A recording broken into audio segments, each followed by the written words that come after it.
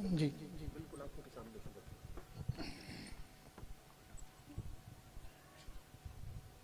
ادھر جی تھوڑا سا ادھر ترچھا کریں سورج سامنے. یہ بالکل ٹھیک ہے.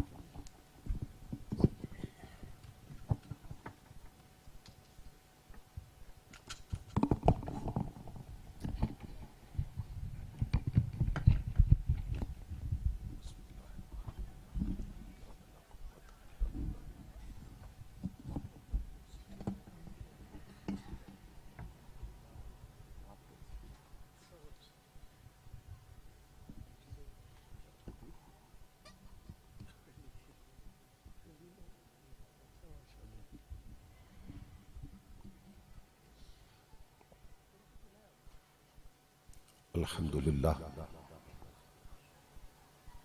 الحمد للہ الذی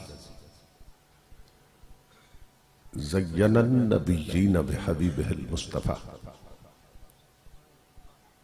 ومن علی المؤمنین بنبیہ المجتبیٰ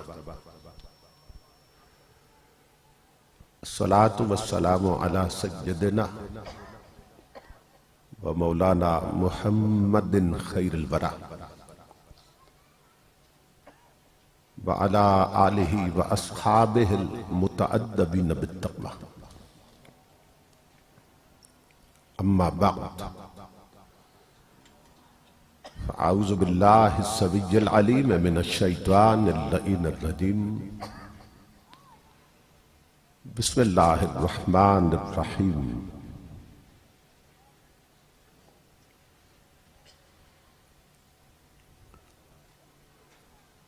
لقد من اللہ علی المؤمنین اذ بعث فیہم رسولا. صدق اللہ مولانا العظیم. ان اللہ وملائکتہ یصلون علی النبی یا ایہا الذین آمنوا صلوا علیہ وسلموا تسلیما.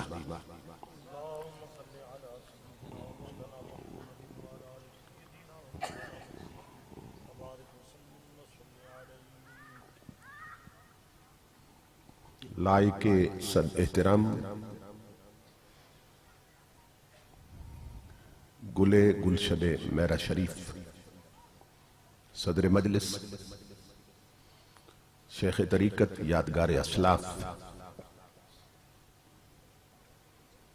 حضرت قبلہ پیر مظہر احمد میروی صاحب دامت برکاتہ ملالیہ خطیب اسلام برادر محترم مخلصی فی اللہ حضرت علامہ تصور حسین صاحب زید مجدہ دیگر معزز علماء کرام اور محترم حاضرین و سامعین،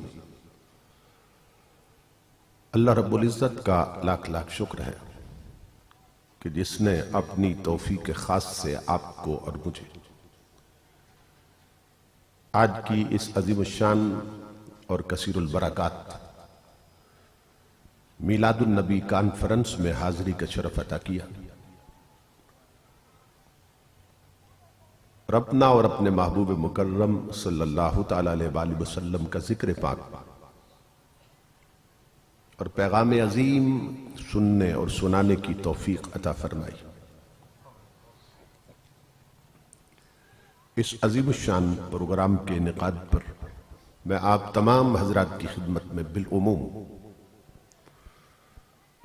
برادر محترم جناب غلام فرید صاحب اور ان کے جملہ رفقاء اور معاونین کی خدمت میں بالخصوص دل کی اتھا گہرائیوں سے ہدیہ تبریک و تحسین پیش کرتا ہوں اور دعا کرتا ہوں کہ اللہ رب العزت دوستوں کی اس محنت کو اور ہم سب کی حاضری کو اپنی پاک بارگاہ میں قبول و منظور فرمائے، اور آج کی اس نشست کو ہماری اعتقادی، فکری اور عملی تربیت کے اعتبار سے نتیجہ خیز اور بامقصد بنائے.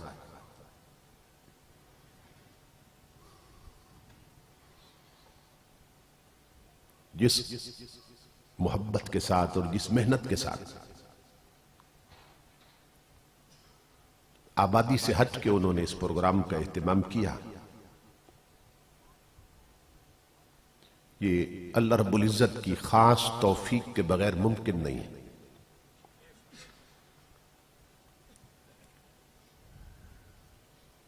بہت زیادہ خوشی ہوئی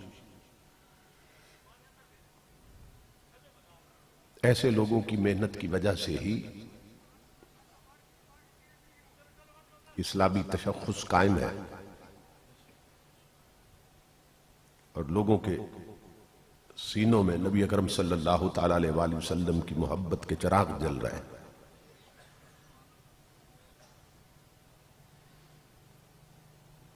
کیونکہ دین سمٹ کر اب یا تو مدرسوں تک محدود ہو گیا یا محفلوں تک محدود ہو گیا۔ اگر یہ مدرسے اور محفلیں بھی نہ رہیں تو جو ایمان کی بچی کھچی پونجی ہے ہم وہ بھی لٹا بیٹھیں گے۔ اتنی تیزی کے ساتھ زندگی غیر اسلامی بنتی جا رہی ہے اور اسلام زندگی سے بہت تیزی کے ساتھ نکلتا جا رہا ہے۔ اچھے وقتوں کے لوگ، دینی سوچ رکھنے والے، دینی کردار رکھنے والے اٹھتے جا رہے ہیں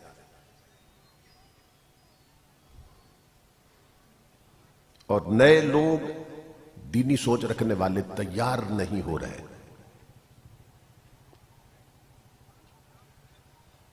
تو پیچھے اندھیرا نظر آ رہا ہے۔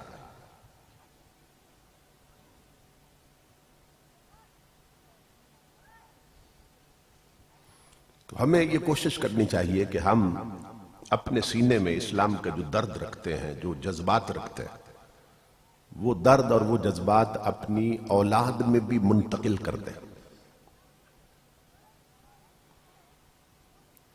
اور انہیں بھی مسجدوں کے راستوں پہ چلنے کا عادی بنائیں اور انہیں بھی تلاوت قرآن کا عادی بنائیں اور انہیں بھی اسلامی طور طریقے اپنانے کا عادی بنائیں۔ کیونکہ ہمارے بچوں کی تعلیم کی ابتدا ہی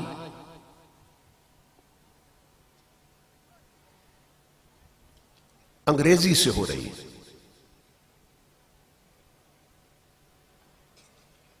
ہر شخص یہ چاہتا ہے کہ اس کا بچہ جب کچھ سیکھنے کے قابل ہو تو اسے انگلش میڈیم سکول میں بھیج دیا جائے۔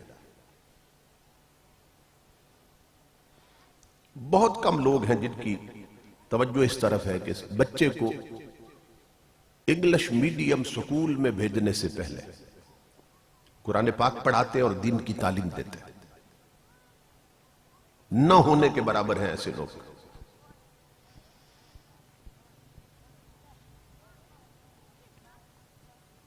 اگر ہم اپنے بچوں کو دینی تعلیم نہیں دیں گے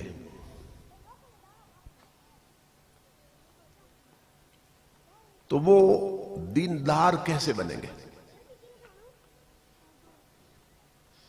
کیونکہ دین سمجھے بغیر اس پہ عمل نہیں ہو سکتا، شریعت کو سمجھے بغیر اس پہ عمل نہیں ہو سکتا۔ تو جب بچوں کو ہم دین سمجھائیں گے نہیں، پڑھائیں گے نہیں، تو صرف انگریز کی تعلیم حاصل کر کے تو وہ کبھی بھی حضور صلی اللہ علیہ وسلم کے سچے غلام نہیں بن سکتے۔ یہ ایک ایسی غفلت ہے کہ ہماری میجارٹی اور اکثریت اس میں مبتلا ہے۔ نبی اکرم صلی اللہ تعالی علیہ وآلہ وسلم نے فرمایا تھا، طلب العلم فریضۃ علی کل مسلم و مسلمہ،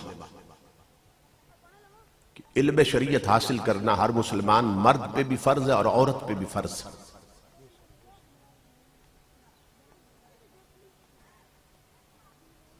حدیث کے لفظوں پہ غور کریں، حضور نے فرمایا کہ یہ چیز فرض ہے علم شریعت حاصل کرنا، مرد پر بھی عورت پر بھی۔ تو اب اپنی برادری میں دیکھ لیں، خود اپنے خاندان میں دیکھ لیں، کتنے لوگ ہیں جنہوں نے اس فریضے پہ عمل کیا ہے۔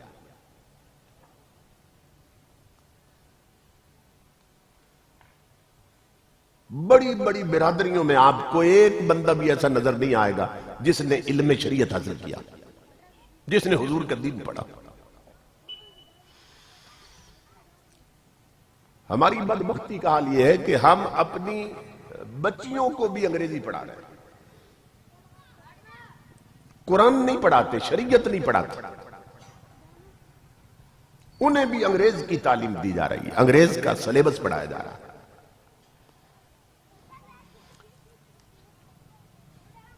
تو یہ جو محفلیں ہیں ان کا مقصد کیا ہے؟ ان کا مقصد ہے کہ ہم شریعت کو سمجھیں اور اپنے فرائض کو سمجھیں کہ اسلام نے ہمیں کن کن چیزوں کا حکم دیا ہے اور پھر ان پہ ہم عمل کریں۔ جلسے کانوں کے چسکے کے لیے نہیں ہے کہ لوگ سر تال پہ ریجھتے رہتے ہیں، لوگ کانوں کا چسکا پورا کرتے رہتے ہیں، لوگ بس اپنے ذوق کو پورا کرنے کی کوشش کرتے رہتے ہیں۔ اس سے انہیں غرض نہیں ہوتی کہ کوئی شریعت کی بات پلے پڑی ہے کہ نہیں پڑی، کوئی دین کا مسئلہ سمجھ آیا کہ نہیں آیا۔ بس جب گھر جائیں گے تو اتنا یاد ہوگا کہ سواد بڑا آیا تھا، سور بڑی اعلیٰ تھی، یا پھر یہ یاد ہوگا کہ لنگر کیسا پکا ہوا تھا۔ اس کے سوا کچھ یاد نہیں ہوتا۔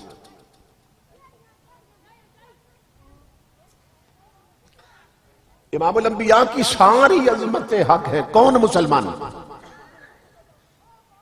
کہ جو تاجدار کائنات کو خدا کے بعد سب سے اونچا اور سب سے افضل نہیں مانتا؟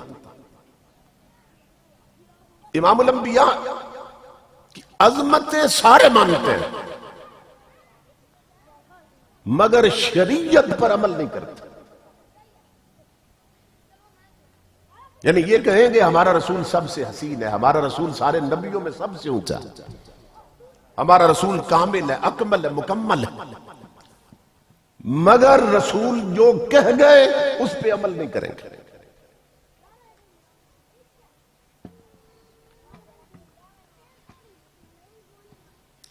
کبھی ہم نے سوچا کہ امام الانبیاء ہمیں جن جن چیزوں سے روک گئے ہم ان سے رکے ہوئے، اور جن جن چیزوں کا حکم دے گئے ہم ان پہ عمل کر رہے ہیں؟ ایک بندہ اپنے ماں باپ سے کہے بھئی ماں باپ سے میں بہت محبت کرتا ہوں، بس تم سے جدا ہو جاؤں تو پھر تڑپتا رہتا ہوں، روتا رہتا ہوں، لیکن ماں باپ اسے جو کچھ کہتے رہے وہ نہ مانے تو ماں باپ کہیں گے یہ سب ڈرامہ ہے تیرا۔ اگر سچی محبت ہوتی ہمارے ساتھ تو پھر ہماری مانتے۔ تو یوں تو ہر شخص کہتا ہے مجھے حضور سے محبت ہے، مجھے حضور سے عشق ہے، مگر امام الانبیاء کے غلاموں اس عشق کا تقاضا یہ ہے کہ نبی جو جو کہہ گئے وہ کرنے لگ جاؤ، جس جس سے روکا اس سے رک جاؤ، مگر وہ کریں گے نہیں، اس سے رکیں گے نہیں، دعوے کرتے رہیں گے ہمیں حضور سے محبت، ہمیں حضور سے عشق۔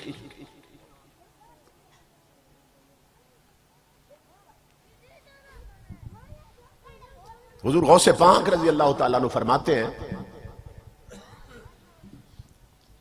کہ میں تمہیں بتاتا ہوں کہ حضور کا سچا محب کون ہوتا ہے۔ یہ پیروں کے پیر فرماتے ہیں۔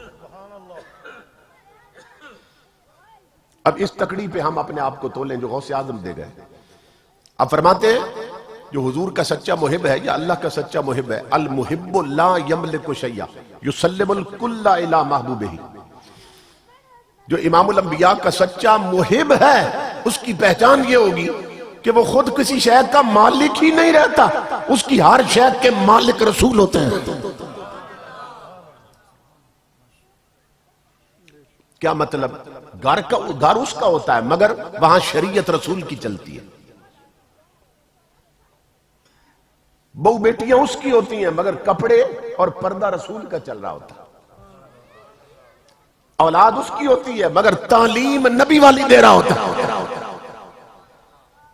شادی اس کی ہوتی ہے مگر اس پہ طریقے نبی کے چل رہے ہوتے ہیں۔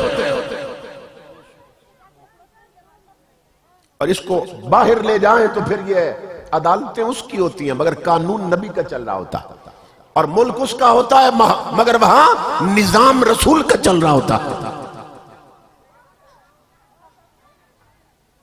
اب ہمارا حال کیا ہے کہ محبت ہے حضور کے ساتھ،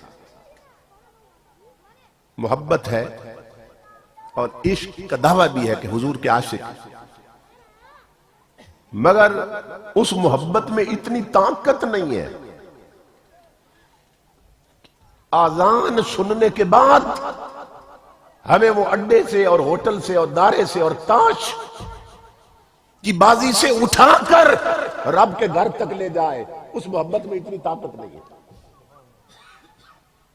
ہمیں نبی سے عشق ہے مگر اس عشق میں اتنی طاقت نہیں ہے کہ ہمیں بستر سے اٹھا کر مصلی تک پہنچا دے۔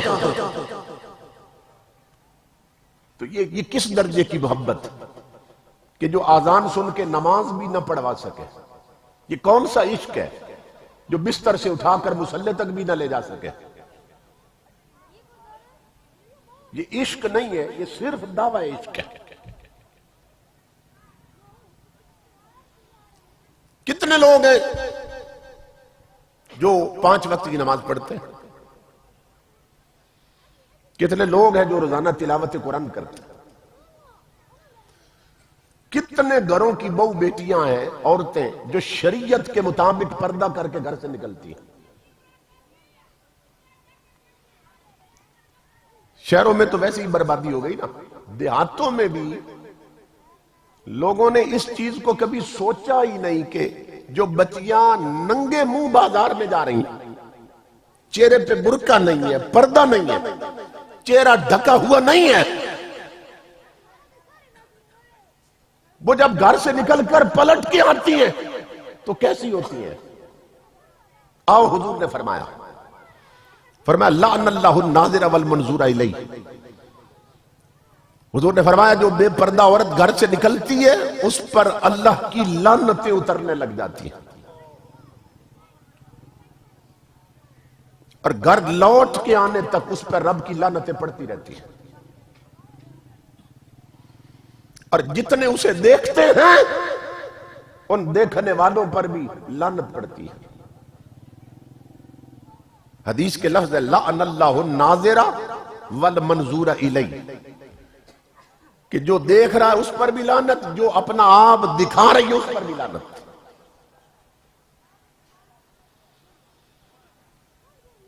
محبت ہے نبی کے ساتھ، محبت ہے آقا کے ساتھ،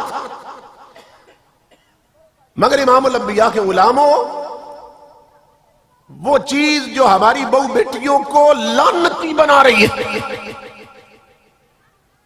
اس سے بچائیں گے نہیں عورتوں کو۔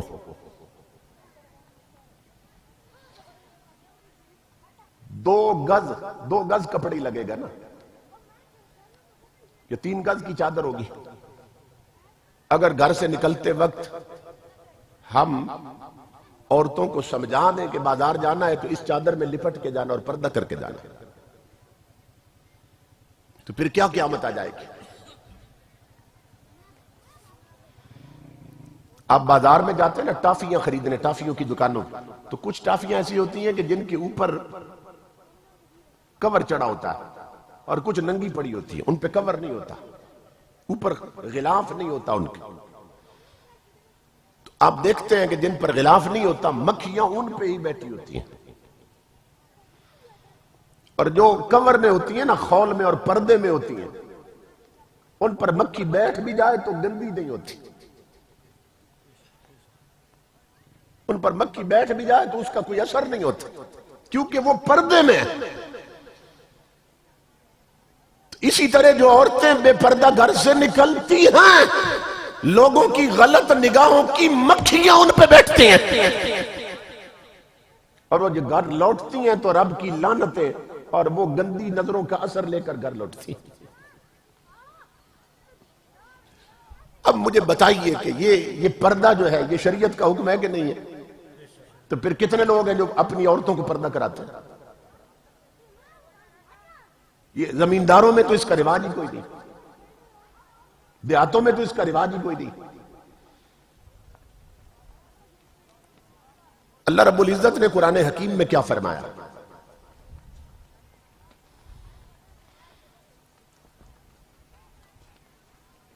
ہمارا حال یہ ہے کہ ہم حضور صلی اللہ علیہ وسلم کی عظمت کی باتیں سنیں گے، بڑے جھومیں گے، نعرے لگائیں گے، اور ہر بندے کی خواہش ہوتی ہے کہ جی حضور کی عظمت بیان کی جائے، مگر عظمت والے کی عظمت سن کر پھر اس کی بات نہ ماننا، یہ کون سی عقل مندی ہے؟ ہمارے خطیب آتے ہیں نا تو زمین و آسمان کے قلابے بلا دیں گے،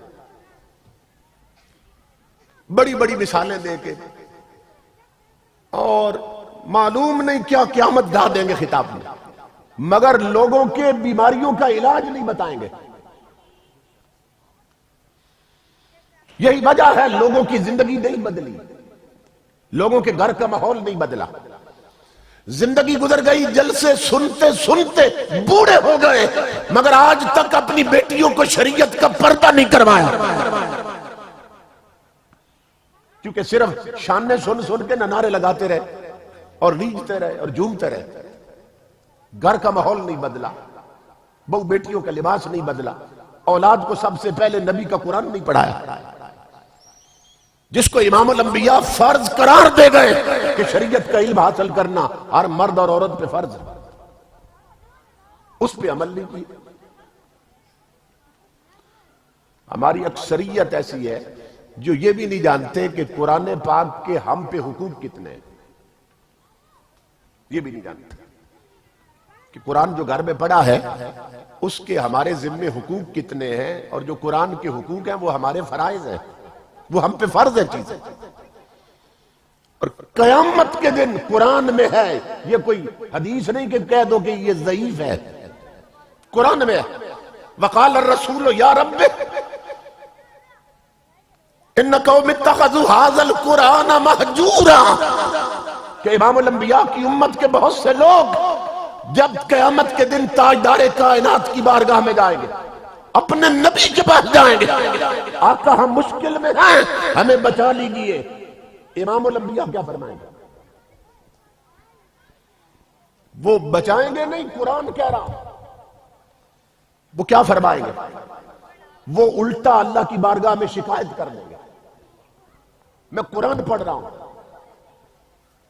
الٹا حضور رب کی بارگاہ میں ان بندوں کی شکایت کر دیں گے جو اپنے آپ کو بخشوانے آئے تھے حضور کے پاس۔ وقال الرسول یا رب ان قوم اتخذوا هذا القرآن مہجورا، امام الانبیاء عرض کریں گے میرے رب یہ وہ بدبخت آئے ہیں میرے پاس کہ جنہوں نے تیرے قرآن کو چھوڑ رکھا تھا، جنہوں نے زندگی بھر تیرے قرآن کی طرف پشت رکھی تھی۔ قرآن کہتا تھا بہو بیٹیوں کو پردہ کراؤ، ان کی بہو بیٹیاں بن سمر کر بازاروں میں جاتی تھی۔ قرآن کہتا تھا ان الذین یحبون ان تشیع الفاحشۃ فی الذین آمنوا، قرآن میں اللہ کہتا تھا وہ لوگ جو حضور کی امت میں بے حیائی پھیلاتے ہیں اللہ نے ان کے لیے دردناک عذاب تیار کر رکھا ہے، اور یہ بدبخت لوگ ہیں جنہوں نے گھر میں اپنی بہو بیٹیوں کو خود ٹی وی لا کے دیے تھے، خود ٹیلی ویژن لا کے دیے تھے، اور خود چھتوں پہ ڈشیں لگوائی تھی، اور خود کیبل کے کنیکشن لے کے دیے تھے۔ قرآن میں اللہ کہہ رہا ہے وہ لوگ جو نبی کی امت میں بے حیائی پھیلائیں، تو آج گھروں میں چلتے ہوئے ٹی وی، ڈرامے، فلمیں، گانے، رقص اور کنجریوں کے ڈانس، یہ ہر گھر میں دیکھے جا رہے ہیں کہ نہیں؟ بے حیائی پھیل رہی ہے کہ نہیں پھیل رہی؟ امام الانبیاء اللہ کی بارگاہ میں عرض کریں گے مولا یہ وہ لوگ ہیں آج میرے پاس آئے ہیں، آقا ہمیں بچا لیجئے، اور انہوں نے میرے قرآن کی طرف پشت کر رکھی تھی۔ کیا قرآن کہتا تھا اے نبی کی امت کی عورتوں وَلْيَضْرِبْنَ بِخُمُرِهِنَّ عَلَىٰ جُيُوبِهِنَّ، اپنے گھروں میں بھی رہو تو اپنے سینوں اور چھاتیوں پر بڑی چادروں کی اوڑھنیاں رکھا کرو، اوپر پلو لٹکا کے رکھا کرو، اور یہ بد نصیب عورتیں یہ ٹائٹ اور چست کپڑے پہن کر بازار جاتی تھی. قرآن کہتا تھا وَلَا يَضْرِبْنَ بِأَرْجُلِهِنَّ لِيُعْلَمَ مَا يُخْفِينَ مِنْ زِينَتِهِنَّ. اے نبی کی امت کی عورتوں، اگر مجبوراً گھر سے نکلو، شوق میں نہیں، مجبوراً نکلو، گلی میں جاؤ، بازار میں جاؤ، مجبوراً نکلو، تو اپنے پاؤں بھی اس زور سے زمین پہ مت دھرو کہ تمہاری چوڑیوں کی آواز بھی غیر محرم کے کانوں میں جائے. یہ قرآن پڑھ رہا ہوں. امام الانبیاء عرض کریں گے مولا یہ بدبخت آئے ہیں میرے پاس کہ زندگی بھر میرے قرآن کی طرف پشت کرتے رہے، اور اب آئے سفارش کیجیے. قرآن کہتا تھا وزنوا بالقسطاس المستقیم. قرآن کہتا تھا دکانداروں ترازو میں تولتے ہوئے ڈنڈی نہ مارنا، ملاوٹ والا مال مت بیچنا. اور یہ بدبخت دکاندار آئے میرے پاس کہ زندگی بھر ملاوٹ والا مال بیچتے رہے اور ترازو میں تولتے ہوئے ڈنڈی مارتے رہے. قرآن کہتا اور آقا فرما گئے من غش فلیس منا. فرمایا جو میری امت کو دھوکہ دے اور ملاوٹ کرے اس کا میری امت سے کوئی تعلق نہیں ہے. اور یہ دودھ میں پانی ملا کے بیچا کرتے تھے. تو بتاؤ کہ قرآن و سنت کے آئینے میں جب اپنا ہم چہرہ دیکھتے ہیں تو سب کچھ سامنے آ جاتا ہے کہ کتنا کون شریعت پہ عمل کر رہا ہے.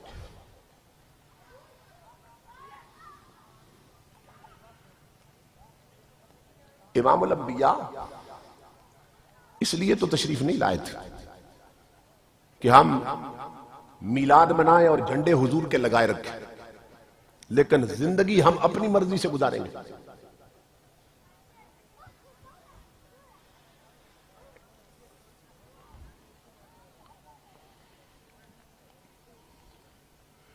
یہ رمضان آتا ہے نا، ربیع الاول کا مہینہ، تو نالین ہوتا ہے حضور کا. نالین اس کا نقشہ ہوتا ہے، نقشہ، سٹیکر بنے ہوئے، سٹیکر، اور بیج بھی بنے ہوئے ہیں.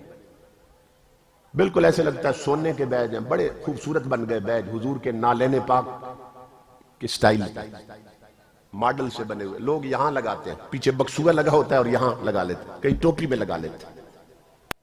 وہ حضور کے نالین جوتے مبارک ان کا نقش ہے جو یہاں لگاتے ہیں اور یہاں سر پہ لگا لیتے ہیں ٹوپی میں. میں آپ کو بتانے لگا ہوں ہماری منافقت کا حال کیا ہے کہ یہ جس نالین کا نقش ہم نے یہاں پہ لگایا اور سر پہ لگایا ماتھے پہ، یہ نالین حضور کے جسم کے کس حصے میں رہا ہے بتائیے؟ جوتے کہاں ہوتے ہیں؟ پاؤں میں. جوتے مبارک حضور کے پاؤں میں رہے ہیں جن کا نقش ہم نے سینے پہ اور سر پہ لگا رکھا. جوتے امام الانبیاء کے پاؤں میں رہے ہیں اور داڑھی نبی کے چہرے پہ رہی ہے. داڑھی کہاں رہی؟ حضور کے چہرے پہ. تو جو شے نبی کے پاؤں میں رہی اس کا نقش ہم نے سر پہ لگا رکھا اور سینے پہ، اور جو شے نبی کے چہرے پہ رہی اسے ہر روز اس طرح سے مونڈ کر گندی نالی میں بہا دیتے ہیں. بڑی محبت ہے نبی کے ساتھ کہ تاجدار کائنات کا عشق ہے مگر آقا کی صورت بنانا قبول نہیں ہے. یہ کون سی محبت، یہ کون سا عشق ہے حضور کے ساتھ؟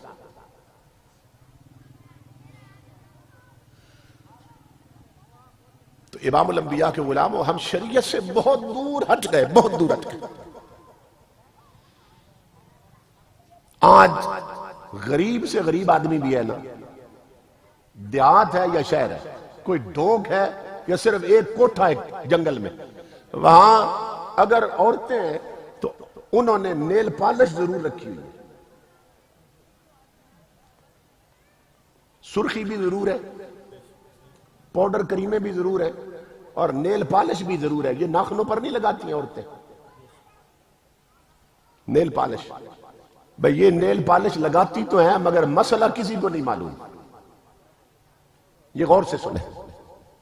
ہمارے گھروں میں بے برکتی کیوں ہے؟ ہمارے گھروں میں نحوستیں کیوں ہیں؟ ہمارا رزق تنگ کیوں ہوتا جا رہا ہے؟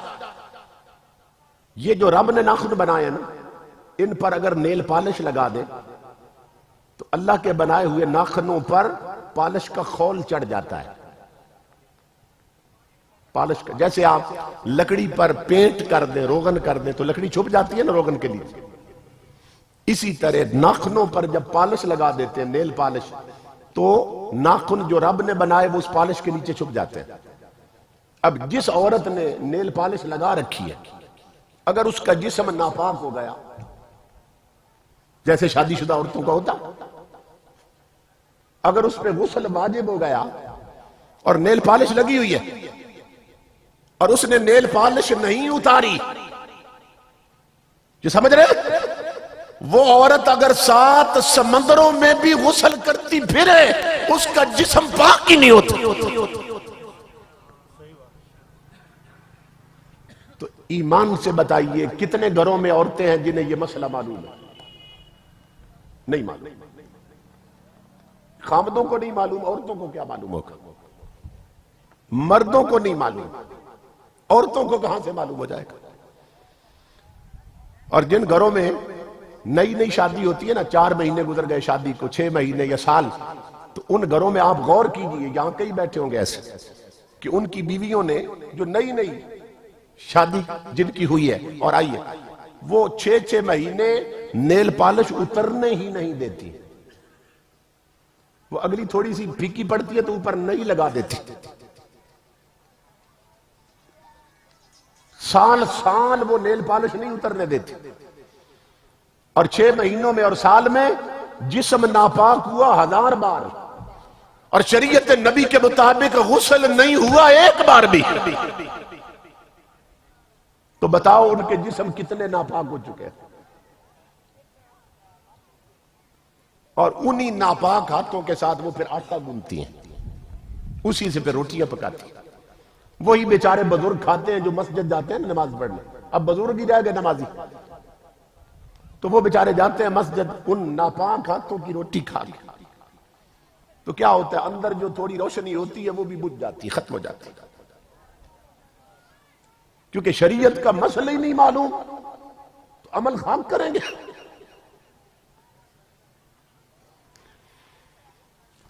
امام الانبیاء کے غلام. اب جس قوم کا یہ حال ہو، اور آپ کو نئی بات بتانے لگا، جتنی سرخی چائنا میں بن رہی ہے، اور ہمارے ملک میں میڈ ان چائنا سستی ملتی ہے سرخی، چین کی بنی ہوئی چیزیں وہ سستی ہوتی ہیں، اور چین کافروں کا ملک ہے. وہ کیا کرتے ہیں، وہ چوہے کھاتے ہیں، وہ چھپکلیاں کھاتے ہیں. چین کے لوگ چوہے کھاتے ہیں، وہ کیڑے مکوڑے کھاتے ہیں، گندے ترین کافر ہیں.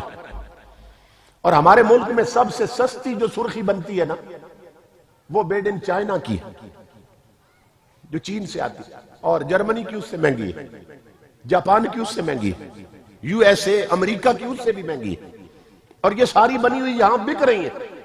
اور ہمارے خامد جاتے ہیں یا بیویاں ساتھ جاتی ہیں، وہ کہتی ہیں ہمیں باہر ملک کی دینا، کیونکہ معلوم ہے کہ اپنے ملک کی اچھی نہیں ہوتی. وہ کہتی ہیں ہمیں چین کی سرخی دینا، ہمیں جاپان اور جرمنی کی دینا، ہمیں امریکہ کی بنی ہوئی دینا، ہمیں یورپ کی بنی ہوئی دینا.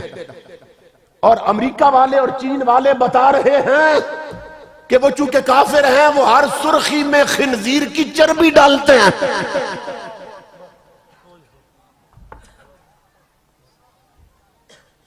نہیں یقین میرے پاس، ہاں میں تمہیں کتاب پڑھاؤں.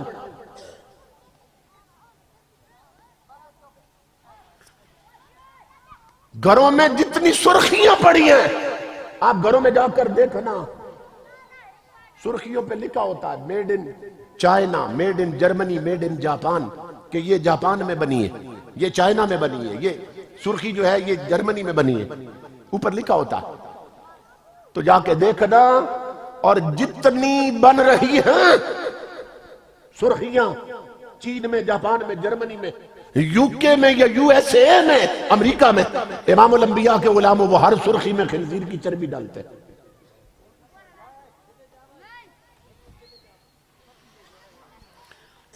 میں انگلینڈ کے دورے پہ جاتا رہتا تھا، تو جو انگلینڈ کا شہر ہے نا برمنگم، لندن تو مشہور ہے، اس کے بعد بڑا شہر برمنگم ہے، برمنگم میں رہتا تھا۔ وہاں سے میں نیشنل کوچ پہ اسکاٹ لینڈ جاتا تھا، 8 گھنٹے کا سفر ہے، ڈنڈی آخری شہر ہے سمندر کے کنارے، وہاں خطاب کے لیے مسلمان رہتے تو بلاتے تھے، تو وہاں جاتا تھا۔ تو موٹر وے پہ جب وہ کوچ جا رہی ہوتی تھی تو دونوں طرف کھیت ہے نا، جیسے ہمارا موٹر وے یا سڑکوں کے دونوں طرف کھیت ہوتے، تو میں نے کھیتوں میں خنزیروں کے ان کے اجڑ دیکھے، اجڑ، کیونکہ وہ خنزیر کا گوشت سب سے زیادہ پسند کرتے ہیں، اور بکرے سے بھی مہنگا ہے وہاں خنزیر کا گوشت۔ تو وہ پھر کیا کرتے ہیں، گوشت تو خنزیر کا وہ کھاتے ہیں انگریز اور کافر، اس کی چربی سرخی میں ڈالتے ہیں۔ اب مجھے بتائیے کہ جس قوم کی بچیوں نے یہاں خنزیر کی چربی مل رکھی ہے، جسم کے اور حصے پہ نہیں، منہ پہ مل رکھی ہے، اور نیل پالش کی وجہ سے جسم اتنے ناپاک ہو چکے ہیں، ان بچیوں کی جھولی میں نمازی اور غازی کہاں سے پیدا ہوں گے؟ پھر ان کی مانگی ہوئی دعائیں کہاں قبول ہوں گی؟ وہ سجدے بھی کرے گی تو سجدے مردود ہوں گے، رد ہوں گے۔ تو اس طرف کسی کا دھیان نہیں، کسی کی توجہ نہیں، کیونکہ ہم ہیں چوری کھانے والے مجنون۔ اسلام مانگتا ہے خون، اسلام کہتا ہے یا ایھا الذین آمنوا ادخلوا فی السلم کافہ، اے ایمان والو پورے کے پورے اسلام میں داخل ہو جاؤ۔ یہ قرآن کا حکم ہے، یہ نہیں کہ آدھے تیتر اور آدھے بٹیر بنے رہو، کہ ٹھیک ہے جی یہ بھی چلتا رہے وہ بھی چلتا رہے۔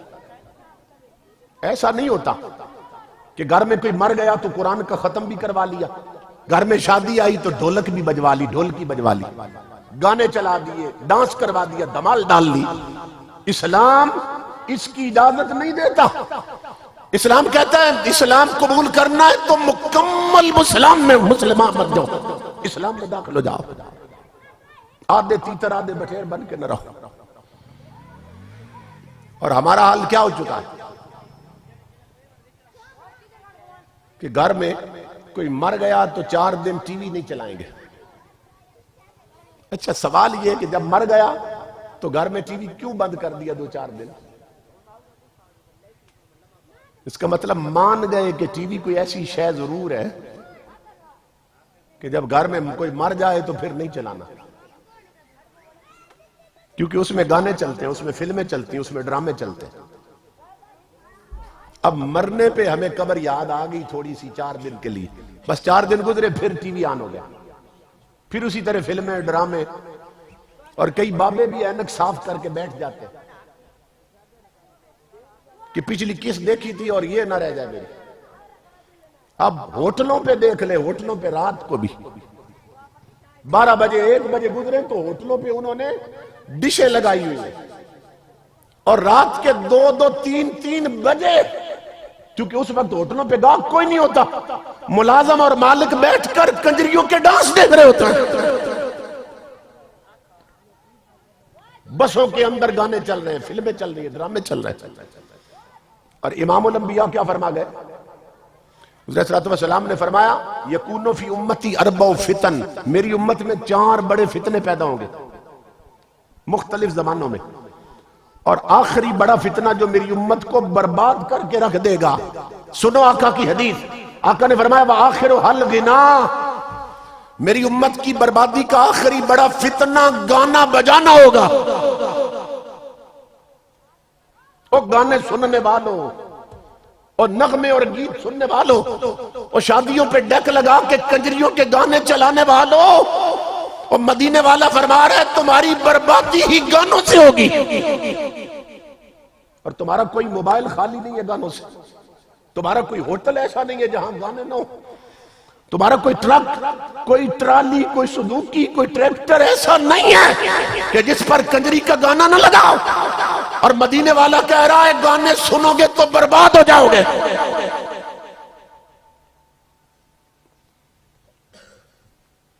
تو کیا حیا کیا ہم نے حضور کی تعلیمات کا؟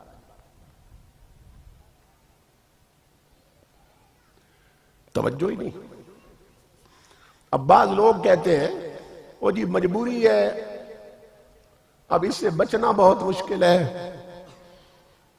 کوئی مشکل نہیں ہے بچنا۔ جن گھروں میں آنچ بھی نہیں ہے، جن گھروں میں ٹی وی نہیں چلتے، وہ مر گئے، وہ پاگل ہو گئے۔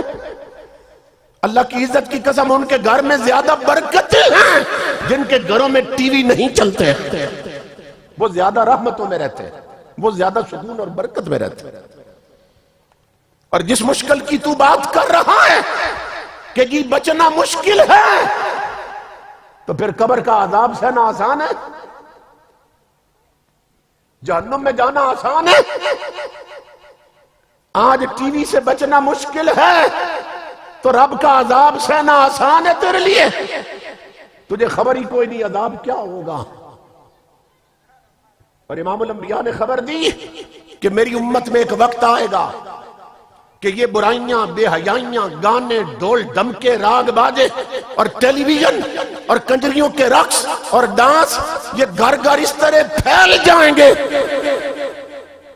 کہ حضور نے فرمایا الصابر فیہم علی دینہ کالقابض علی الجمر۔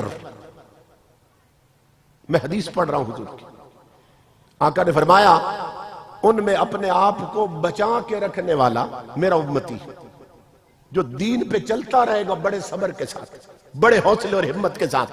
امام الانبیاء نے فرمایا برائی اتنی پھیل جائے گی امت میں کہ دین پر صابر رہنے والا اور چلتا رہنے والا اتنی مشکل میں ہوگا کل قابض علی الجمر، جس طرح وہ بندہ مشکل میں ہوتا ہے جس نے ہاتھ میں انگارے پکڑے ہوئے ہوں۔ مثال دی حضور، کسی کی مٹھی انگاروں سے بھر دو اور پکڑا دو اسے۔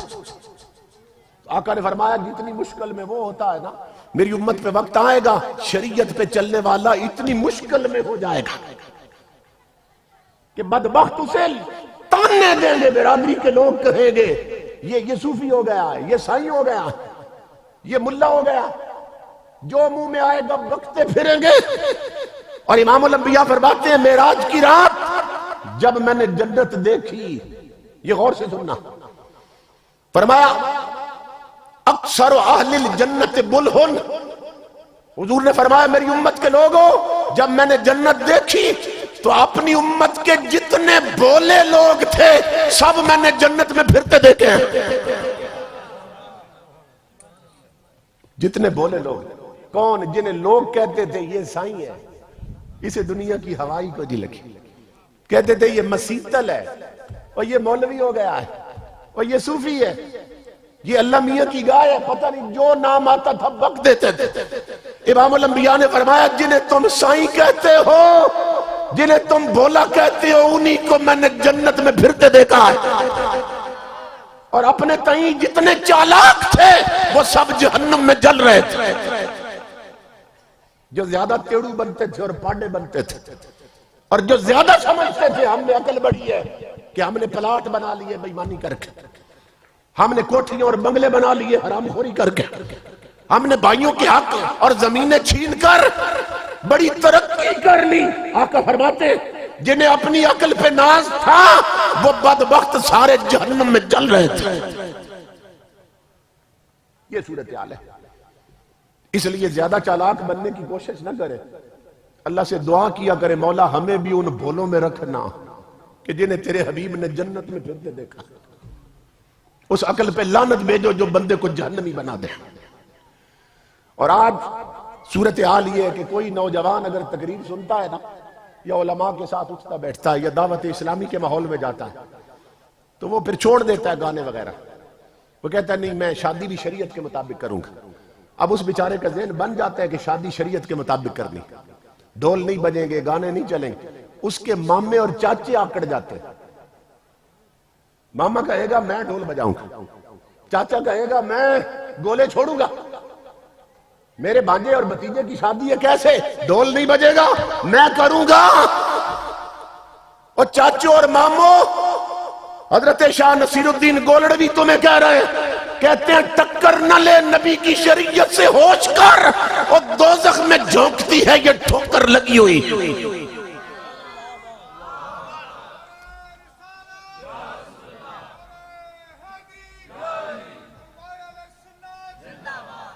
جب قبر میں قدرت کے شکنجے میں آئے گا، جہنم کے عذاب میں جکڑا جائے گا، اور چاچے مامے تیری اکڑ اس دن نکل جائے گی جس دن قبر میں میرے نبی نے نفرت سے منہ پھیر لیا اور آقا نے فرما دیا یہ میرا نہیں ہے، اس دن تیری اکڑ نکل جائے گی۔ اس لیے ٹکر نہ لے نبی کی شریعت سے، ہوش کر، دوزخ میں جھونکتی ہے یہ ٹھوکر لگی ہوئی۔ اس لیے میرے آقا کے غلاموں، یہ باتیں آج کوئی نہیں کرتا، کوئی نہیں کرتا۔ وہ تقریر بڑی سوچی ہے، مجھے بھی آتی ہے، جو آپ سننا چاہتے ہیں نا کہ بس دو چار معجزات سنا دوں، دو چار ٹپے سنا دوں، بس اس طرح باتیں سنا دوں اور آپ بھی خوش ہو کے گھر چلے جائیں گے، بڑا سواد آ گیا تھا، پلے کچھ بھی نہیں پڑے گا۔ سیکھیں گے اتنا بھی نہیں کہ واپس جا کے زور کی نماز ہی پڑھ لیں، فجر تو پڑھ کے نہیں آئے۔ تو پھر جلسوں کا مقصد کیا ہے اگر تعلق ہی نبی سے نہیں جوڑا؟ امام الانبیاء جب اس دنیا میں آئے تھے تو حضرت صلی اللہ علیہ وسلم آتے ہی رب کے سجدے میں گر گئے تھے۔ آپ علماء سے سنتے ہیں نا کہ جب حضور کی ولادت ہوئی تھی، آقا کا میلاد ہوا تھا، سب سے پہلے سجدے میں گر گئے تھے۔ آقا نے بتا دیا کہ رب کا سجدہ کتنا ضروری ہے۔ اس دنیا کی زندگی کی ابتدا ہی میرے نبی نے رب کے سجدے سے کی تھی۔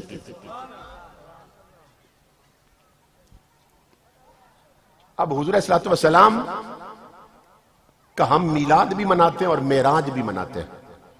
تو حضور صلی اللہ علیہ وسلم جب معراج پہ گئے تھے تو سجدے اللہ نے تحفے میں دیے تھے، سجدے تحفے میں دیے تھے، نمازیں تحفے میں دی تھی۔ اور جب اپنا میلاد ہوا، حضور خود پیدا ہوئے تو سب سے پہلے سجدے میں گر گئے۔ تو ہم جو اہل سنت ہیں، ہم حضور کا معراج بھی مناتے ہیں اور میلاد بھی۔ معراج النبی کے جلسے بھی کرتے ہیں اور میلاد النبی کے جلسے بھی کرتے ہیں۔ میلاد پر خود سجدے میں گرے، معراج پر سجدے تحفے میں لائے۔ اب جو معراج اور میلاد منائے اور سجدے نہ کرے اور نمازیں نہ پڑھے، بتاؤ اس سے بڑا پھر منافق کون ہے؟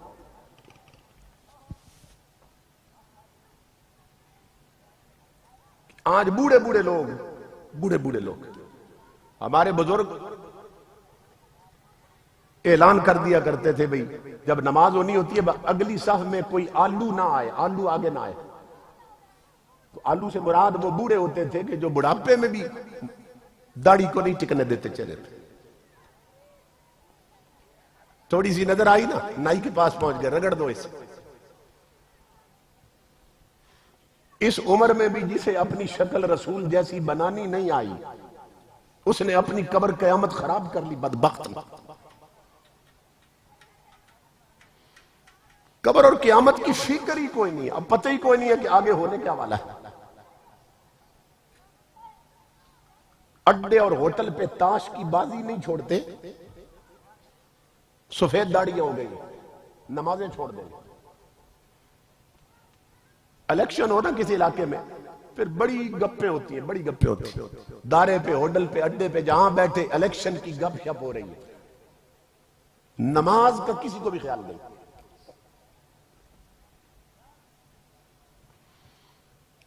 دوسروں کی فکر ہے کہ وہ ووٹوں میں جیت جائے، وہ جیت جائے، اور خود بیچارہ ہارتا جا رہا ہے، اور اب قبر میں اترنے والا ہے۔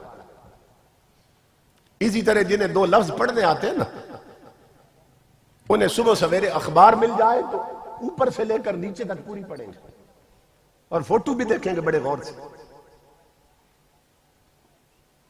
اب قبروں میں اترنے والے 80 سال، 60 سال، 50 سال عمر ہو گئی، اخبار ساری پڑھ لیں گے، نہیں پڑھیں گے تو گھر میں نبی کا قرآن نہیں پڑھیں گے۔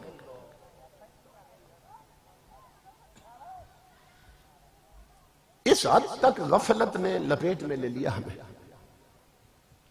کہ نہ روزہ رکھتے ہیں، نہ تلاوت قرآن کرتے ہیں، نہ نماز پڑھتے ہیں، دن بھر غیبت کرتے ہیں، گلہ کرتے ہیں، چغلی کھاتے ہیں، اور پھر زکوٰۃ بھی نہیں دیتے، شکل بھی حضور جیسی نہیں بناتے۔ اس گناہ کو کوئی گناہ ہی نہیں سمجھ رہا، اس گناہ کو کوئی گناہ ہی نہیں سمجھتا۔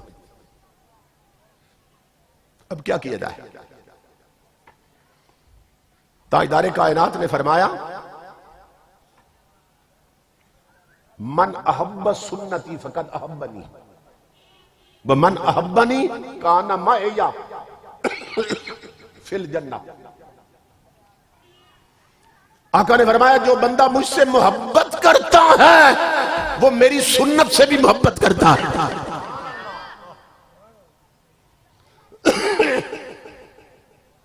جو مجھ سے پیار کرتا ہے، یہ حضور نے بات ہی ختم کر دی، فیصلہ کر دیا۔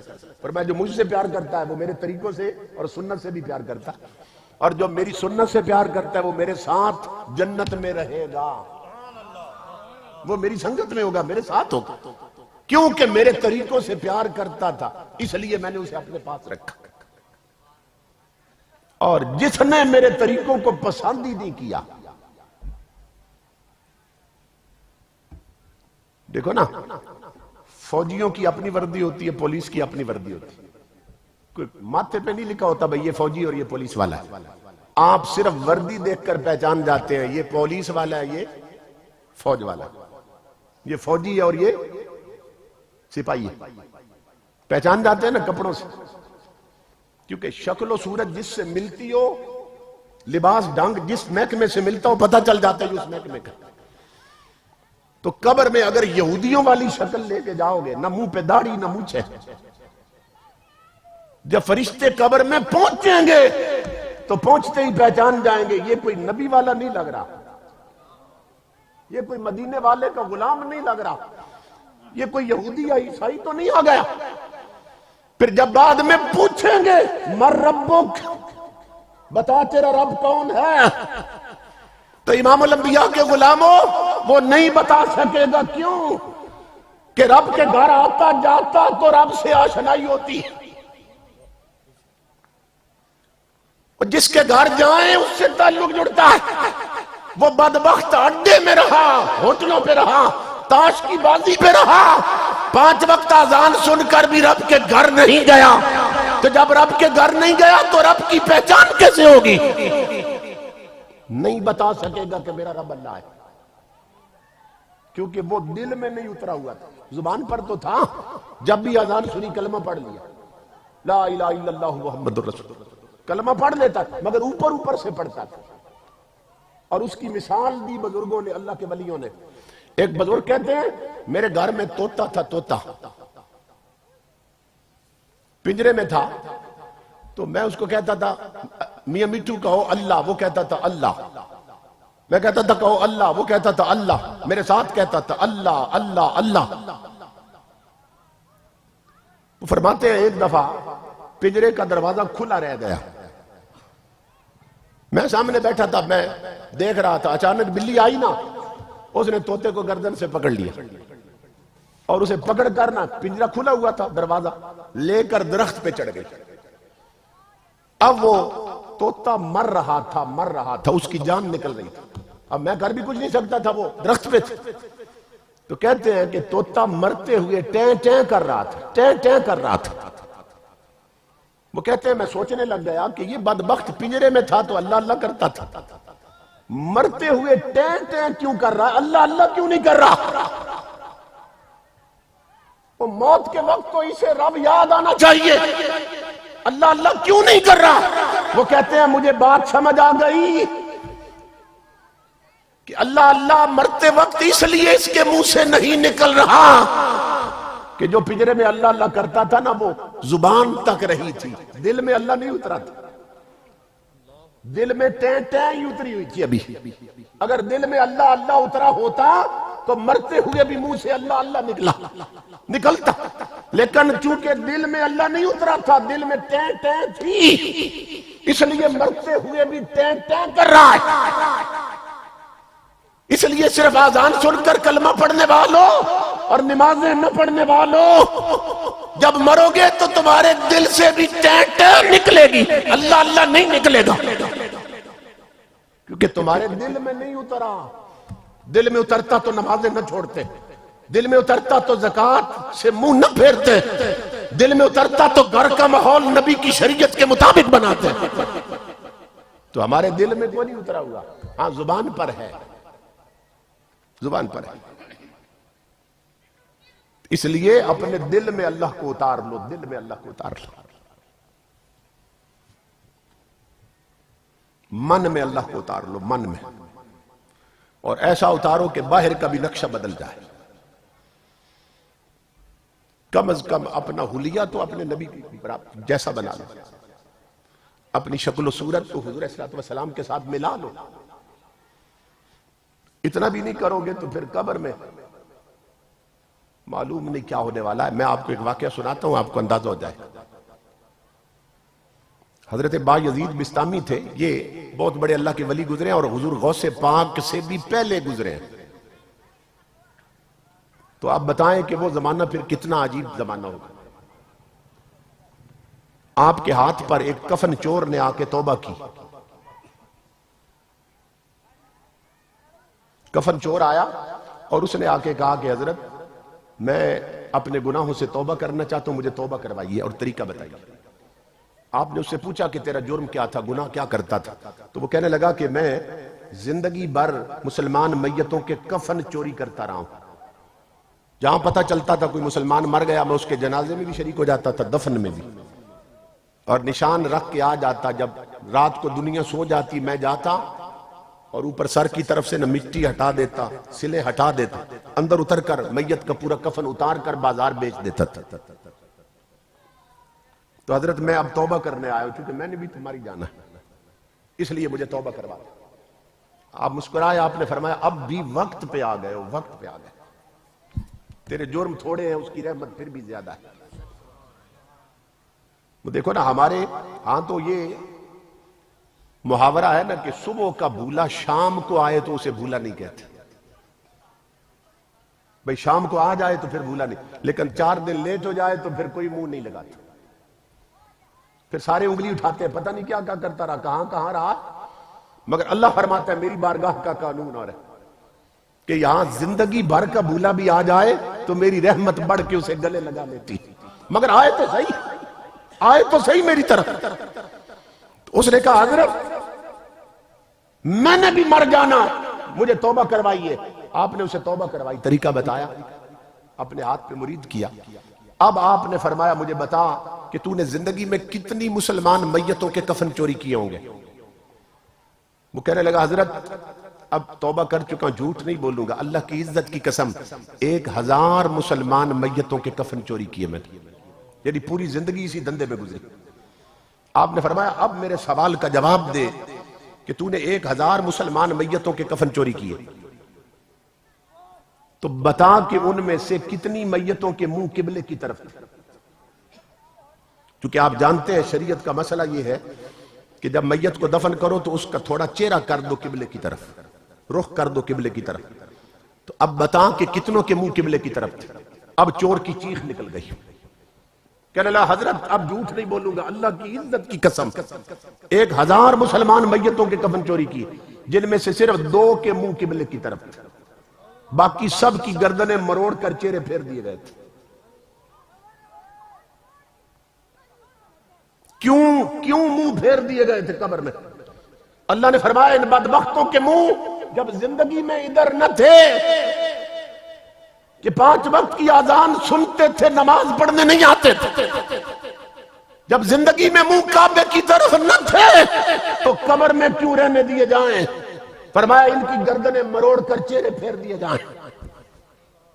1000 میں سے 2 بچے ہیں۔ یہ اس دور کی بات ہے جب گھروں میں ٹی وی نہیں تھے، جب فلموں کا ماحول نہیں تھا، جب گانے نہیں تھے، جب یہ بے حیائی کے آلات نہیں تھے، اس وقت 2 بچے ہیں 1000 میں سے۔ اب تو وہ 2 بھی بچتے ہیں کہ نہیں بچتے؟ اس لیے لوگوں فکر کرو، فکر کرو، زندگی ہاتھوں سے نکلتی جا رہی، اپنے گھر کے ماحول کو اسلامی بناؤ، منت کر کے سمجھا کہ جیسے سمجھو کہ طریقہ کارگر ہو جائے گا، بیٹیوں کو شریعت کے راستے پہ چلنا سکھا۔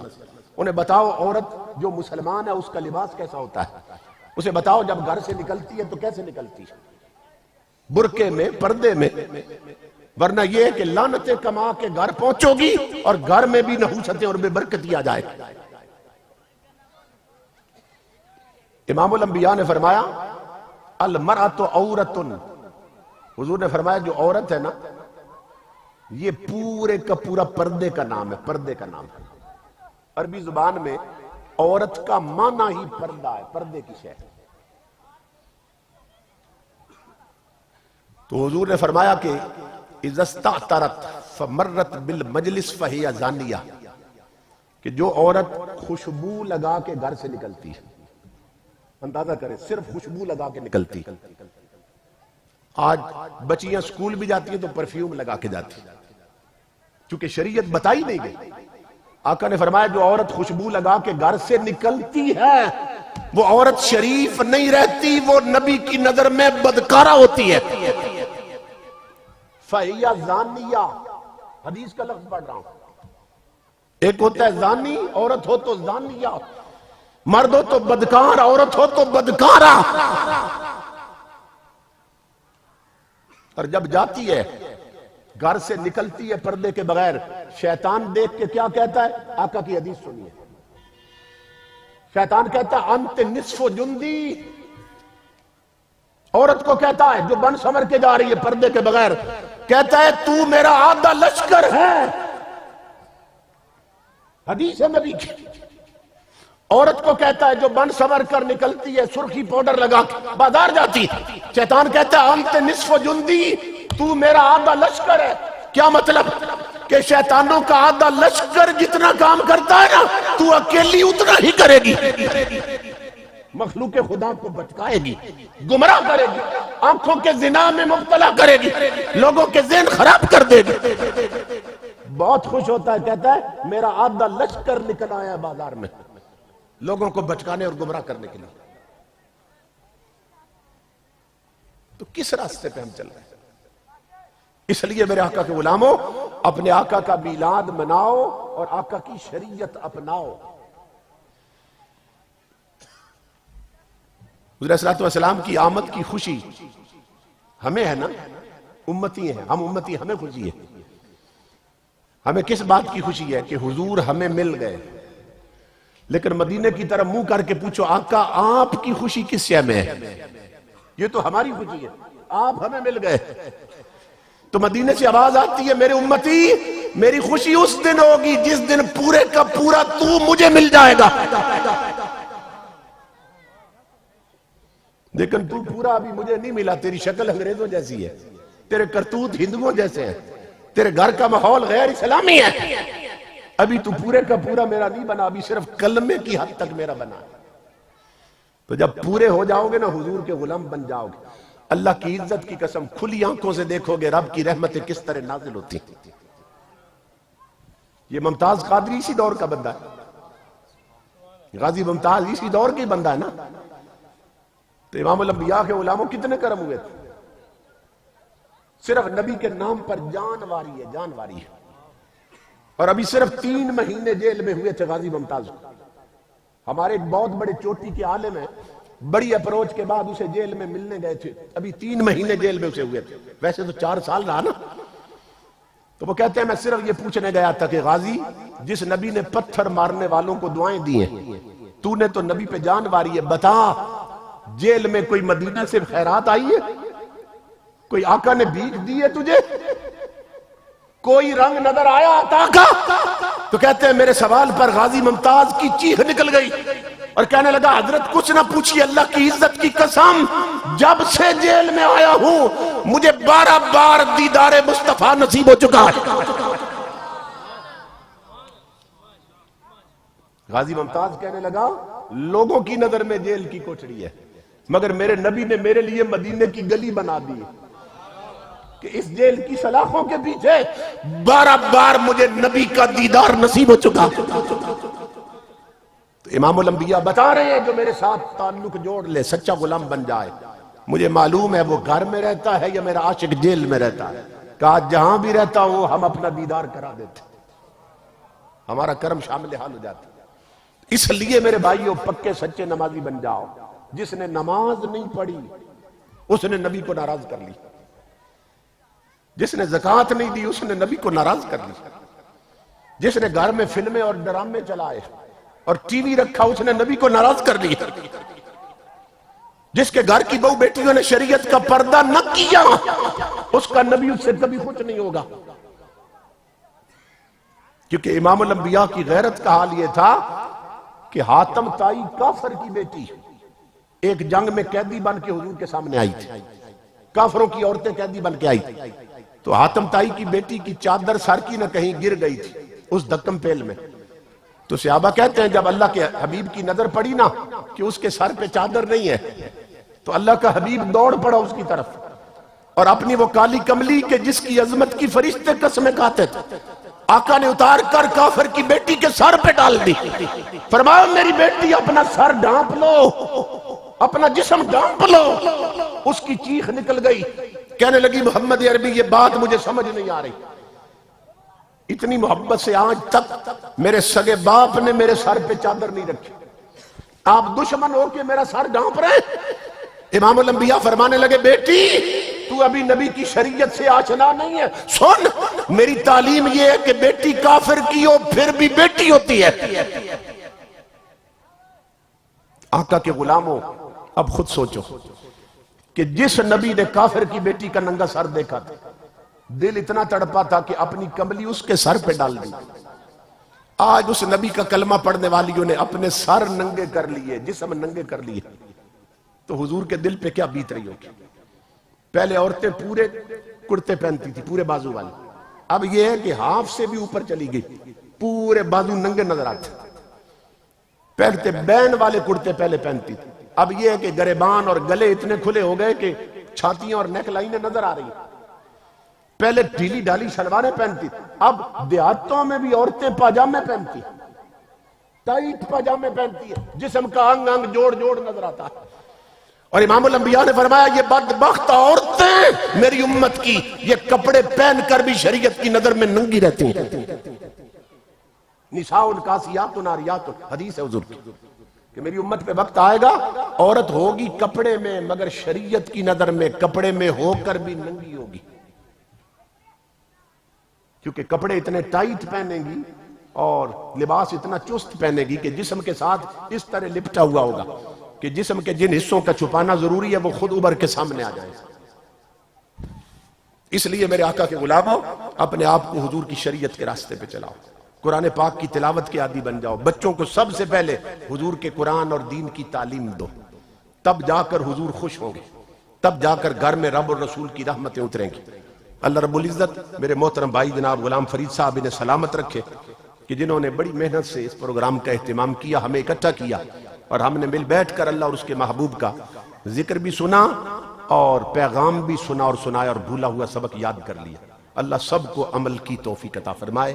جیسا کہ اعلان کیا حضرت مولانا تصور حسین صاحب نے کہ حضرت صاحب زادہ پیر کاشف حسین صاحب ان کی نعت شریف ہونی ہے, پھر حضرت دعا فرمائیں گے. اسی طرح جم کے بیٹھے اللہ رب العزت ہمیں شریعت پر چلنے کی توفیق عطا فرمائے. وما علینا الا البلاغ. رہے تھے جناب علامہ مولانا پروفیسر محمد عمر فیض قادری صاحب. اللہ تعالیٰ ایسے علماء اہل سنت کا سایہ ہمارے سروں پہ قائم دائم فرمائے. مختصر وقت میں نعت رسول مقبول ہوگی اور اس کے بعد انشاءاللہ دعا ہوگی. یہ اعلان سن لیں, بروز اتوار 19 تاریخ بابا حاجی علیم صاحب پہ محفل میلاد ہوگی جس میں سید نعمان شاہ صاحب اسلام آباد سے خطاب فرمائیں گے. انشاءاللہ 19 تاریخ بروز اتوار دن کو بابا حاجی علیم صاحب پہ محفل میلاد مصطفیٰ ہوگی اور اس میں سید نعمان شاہ صاحب خطاب فرمائیں گے. اب جناب خصوصی نعت پیر کاشف صاحب پڑھیں گے اور اس کے بعد جناب پیر مظہر احمد مروی صاحب دعا فرمائیں گے.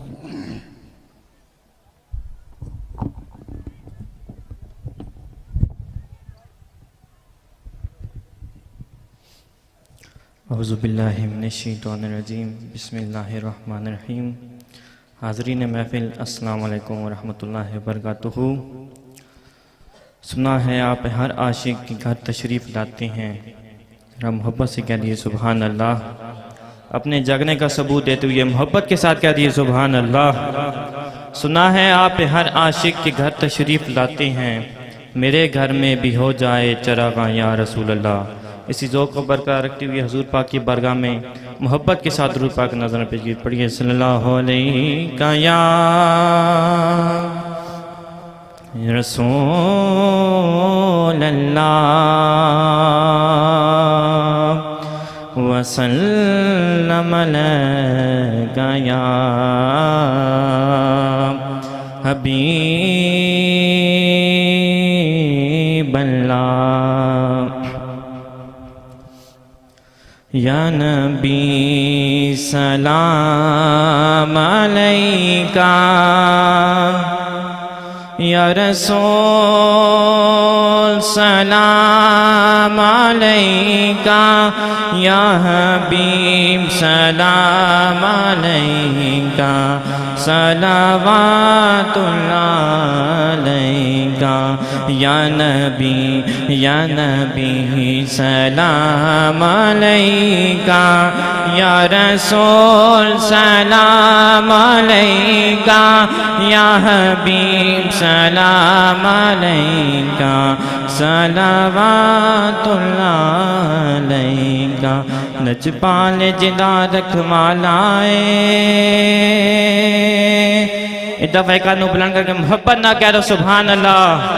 نجپال جدا رکھمالائے، انہوں کون مٹاون والا ہے، ساڈی اس سونے نال لگ گئی جڑا توڑ نبھاون والا ہے، یا نبی سلام علیکہ، یا رسول سلام علیکہ، یا حبیب سلام علیکہ، صلوات اللہ علیکہ۔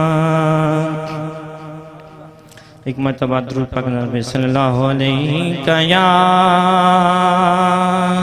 رسول اللہ وسلم علیک یا حبیب اللہ۔ سانو کو جیوے کہ نہ چھڑوے، سانو کو جیوے کہ نہ چھڑوے، ہاں سانو کو جیوے کہ نہ چھڑوے، تسا بھلے آدے ہتھ نجوے، تسا بھلے آدے ہتھ نجوے۔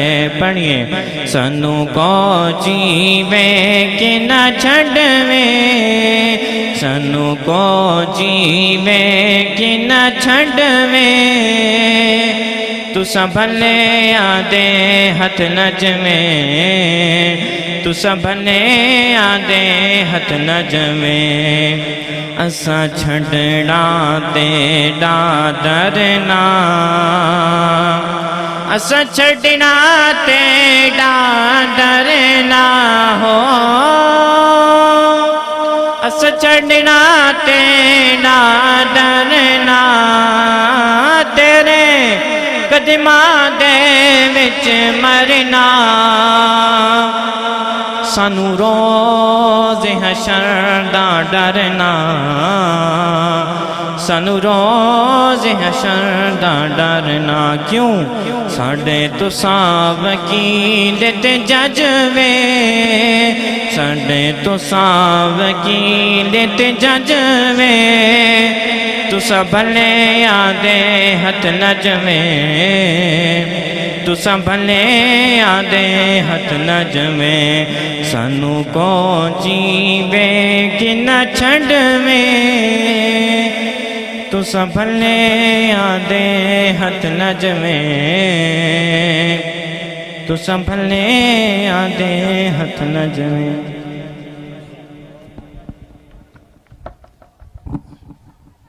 ماشاءاللہ جناب ماسٹر غلام فرید صاحب کی طرف سے اور ان کی جملہ ٹیم کی طرف سے تمام احباب کا جو دور و نزدیک سے تشریف لائے دل کی گہرائیوں سے شکریہ ادا کرتا ہوں۔ حضور علیہ الصلوۃ والسلام کی بارگاہ میں دست بستہ صلاۃ والسلام ہوگا اور اس کے بعد لنگر کا اہتمام ہے۔ تمام احباب احترام سے ادب سے لنگر کھا کے جائیں۔ اب سب حضرات کھڑے ہو کے حضور کی بارگاہ میں صلاۃ والسلام کا نذرانہ پیش کریں۔ مصطفیٰ جان رحمت پہ لاکھوں سلام، مصطفیٰ جان رحمت پہ لاکھوں سلام، شمع بز میں ہدایت پہ لاکھوں سلام، ہم غریبوں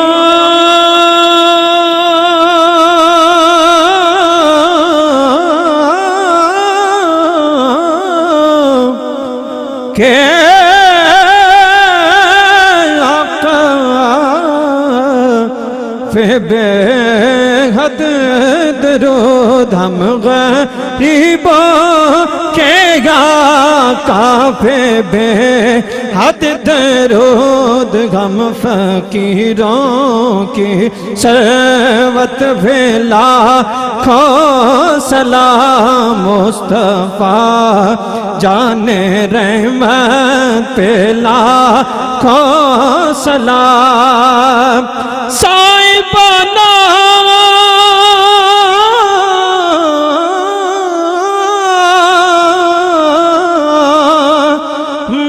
مہربانہ راہیا شال جی میں خیر تھی بھی ماہیا، یا الہی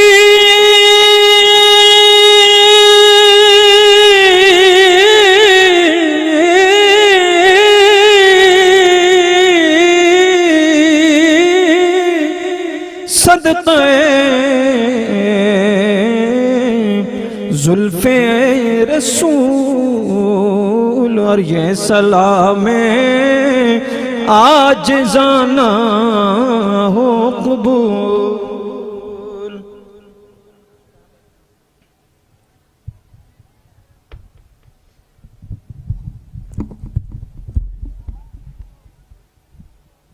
بسم اللہ الرحمن الرحیم، اللہم صلی اللہ سیدنا مولانا محمد وعلی سیدنا مولانا محمد بارک وسلم صلی اللہ علیہ۔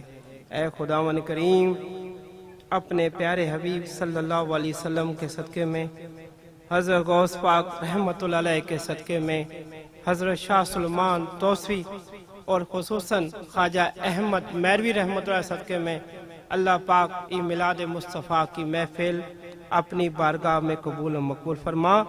ہمارا ساروں کا اس محفل میں آنا قبول و مقبول فرما۔ اس محفل کا صدقہ ہمارے کبیر صغیر گناہ معاف فرما، اور ہمیں 5 وقت نماز پڑھنے کی توفیق عطا فرما، قرآن اس پہ عمل کرنے کی توفیق عطا فرما۔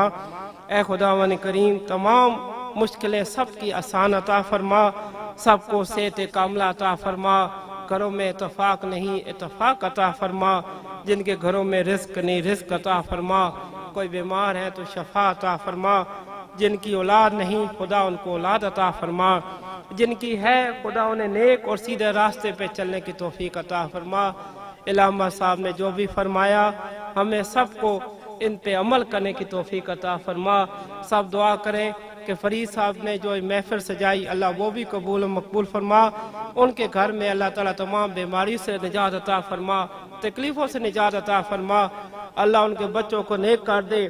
جتنے علماء کرام نے اس محفل میں شرکت کی سب کی حاضری قبول کرے، ان کے بھی اللہ تعالیٰ ہر مشکل سب کی آسان عطا فرما۔ اللہ قرآن اس پہ عمل کرنے توفیق عطا فرما، بحران رحمت بھی عطا فرما، اور ایسے محفلیں سجانے کی قبول و مقبول فرما۔ اس محفل کا صدقہ ہر مراد پوری ہو، ہر مشکل آسان عطا فرما، اللہ کی رحمتیں عطا فرما، برکت عطا فرما، اے خداوند کریم تو ذات کبریا کے واسطے رحم کر مجھ پہ، ہم سب پہ، محمد مصطفیٰ صلی اللہ علیہ وسلم کے واسطے میں ہوں سخت اوزار بندہ محنت میں حضیر، کھول دے مشکل علی و مرتضیٰ کے واسطے، صلی اللہ تعالیٰ خیر خلقی و نور عرشی سیدنا مولانا محمد اجمعین برحمت۔